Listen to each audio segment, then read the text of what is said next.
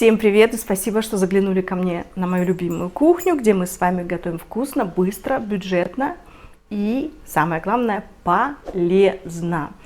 И сегодня я хочу с вами вместе сделать одно такое традиционное датское, как считают датчане, блюдо – паштет. Вы знаете, что Дания – это страна бутербродов. Здесь их миллионы разных, очень красивых, таких пышных, в общем, и очень вкусных. Ну и, конечно же, паштета в Дании тоже разновидности 50.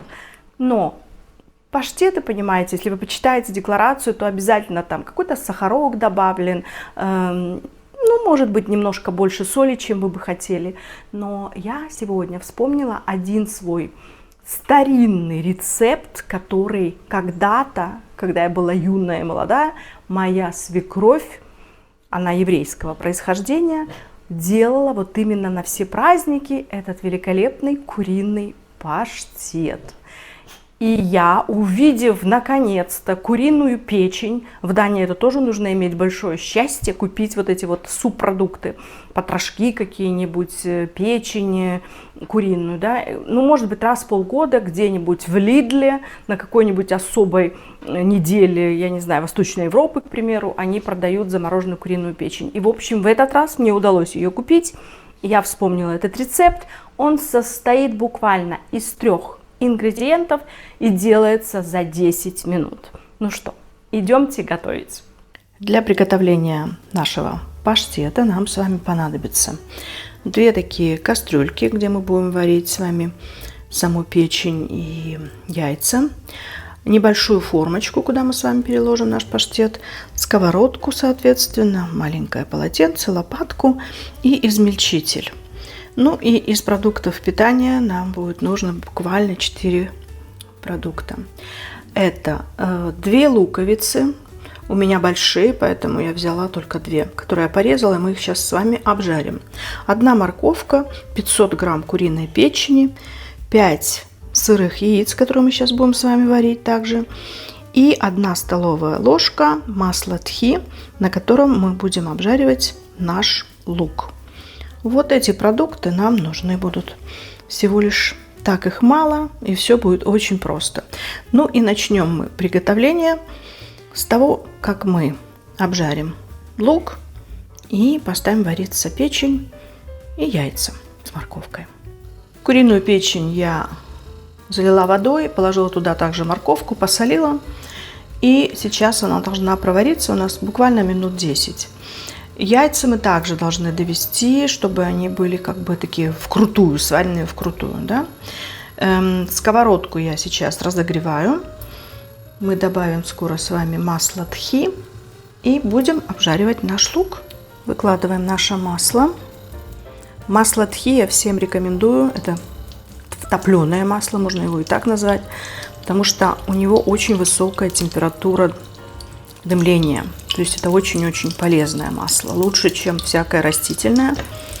Ну, а если растительное масло вы берете, то, конечно же, лучше всего покупать масло авокадо. Теперь лучок будем, помешивая, обжаривать до золотого цвета. Прошло 10 минут, наши яйца, печеночка с морковкой отварились, лучок обжарился. И теперь мы это все с вами должны поместить в измельчитель. Я взяла небольшой ножичек, чтобы разрезать яйца пополам. Так, и прямо сюда их бросаем. Бум. Бум.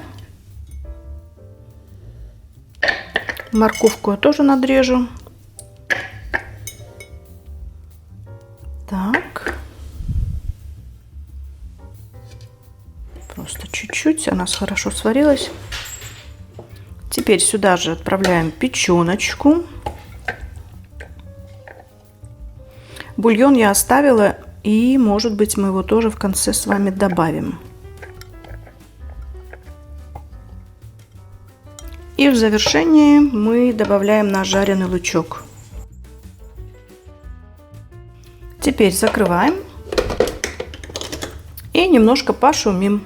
Все это взбиваем. Ну вот, все хорошенечко взбилось. И теперь снимаем нашу эту крышку, отставляем в сторону. И вот смотрите, какой у нас с вами получился прекрасный паштет. Вот он какой красивый. Видите, такой консистенции, как настоящий паштет. А почему бы и нет? Теперь сейчас я беру формочку. Вот такую тоже в ней когда-то был паштет. И будем перекладывать в нее всю эту прекрасную печеночную прелесть.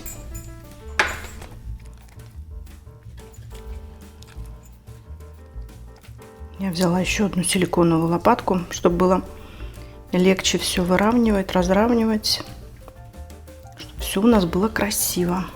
Видите, получается, здесь у меня 700 грамм. Было у нас 500 грамм куриной печенки. Добавили яйца, лук, и получилось 700 грамм. Все логично. Вот такой у нас с вами получился паштет великолепный. Пахнет очень-очень приятно. Теперь мы его закрываем крышечкой и отправляем в холодильник. Он немножко постоит, будет прохладным, и можно будет его с удовольствием кушать с вкусным домашним хлебушком или с какими-то полезными вафлями. Дорогие мои, вы только посмотрите на этот паштет, какой он красивый. Мой муж считает, что он очень бледный. Почему? Потому что в Дании всегда обязательно паштеты все запекаются в духовке, и образуется такая корочка. Вот. Но у нас вариант полезный, и я его не запекала, как вы видели. Очень нежный, очень вкусный. Тоже он сладковатый немного. Почему? Потому что мы сюда добавили жареный лучок. На соль, опять же, вы сами регулируете, сколько вы хотите, и поперчить, и посолить. То есть будет великолепный вариант такого паштета. В Дании обычно паштет подается теплым. То есть я сделала, видите, его переложила в такую даже формочку, в которой когда-то был паштет, или в которой продают паштеты. Вот. И такую формочку можно поставить в духовку, или же просто-напросто переложить его в какую-то огнеупорную форму, поставить его, паштет этот, значит, в духовку, присыпать резанными шампиньонами и сырым луком, к примеру, и дать этому паштету немножко подогреться. Будет очень пикантный вкус. Также вы можете порезать слайсами бекон, тоже выложить на паштет и с сырым луком. Запечь, пока бекон даст вот этот весь сок, и жир весь этот уйдет, лучок обжарится, будет тоже очень-очень вкусно. Но если вы будете делать именно с беконом, помните, что бекон, он сам по себе уже соленый, поэтому не переборщите с солью в паштете. Так что вариантов очень и очень много, можно и с морковкой его делать, в общем, миллиард разных рецептов, но мы сегодня сделали такой, и если вы захотите, то вы попробуете еще те, которые я вам предложила только что. Так что, дорогие мои, делайте все просто, легко, быстро и, главное, полезно. Ешьте на здоровье и помните, конечно же, что мы едим, чтобы жить, а не живем, чтобы есть. Дорогие мои, спасибо, что сегодня были со мной, и оставляйте свои комментарии, пишите, что бы вы хотели, чтобы я вместе с вами приготовила в следующий раз. И до новых встреч, до новых полезных рецептов. С вами была ваша Виктория. Пока!